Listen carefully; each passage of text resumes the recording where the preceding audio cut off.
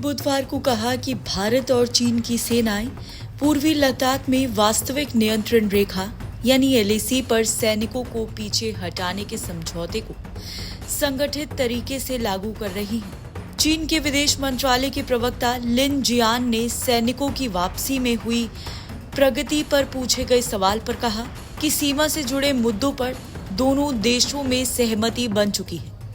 हालांकि उन्होंने इस प्रक्रिया की समय सीमा पर टिप्पणी करने से परहेज किया, लेकिन बताया है कि सैनिकों को पीछे हटाने का काम व्यवस्थित रूप से जारी है।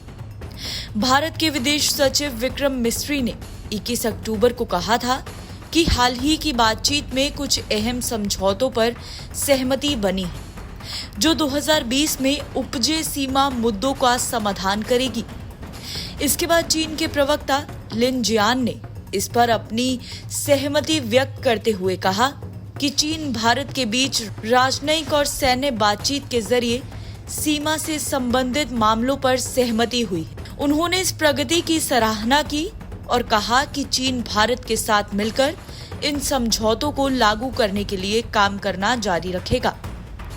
4 सालों से चले आ रहे पूर्वी लद्दाख में सैन्य गतिरोध के समाधान के तहत चीन ने सैनिकों की वापसी की प्रक्रिया को सुचारू बताया है। एलएसी पर गश्त और सैनिकों की वापसी के समझौते का स्वागत प्रधानमंत्री नरेंद्र मोदी और चीन के राष्ट्रपति शी जिनपिंग ने 23 अक्टूबर को ब्रिक्स सम्मेलन के दौरान किया। चीन के सरकारी अखबार ग्लोबल टाइम्स ने भी इस समझौते की सराहना की है।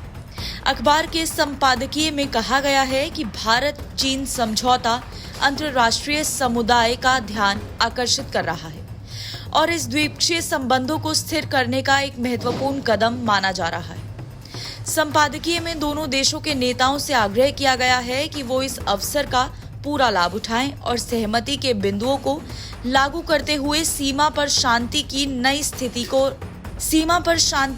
स्थिति की ओर बढ़े। आपको बता दें कि अखबार ने ये भी कहा है कि इससे न केवल दोनों देशों के लोगों का लाभ होगा, बल्कि वैश्विक स्थिरता और विकास में भी योगदान मिलेगा। एनबीटी ऑनलाइन की रिपोर्ट।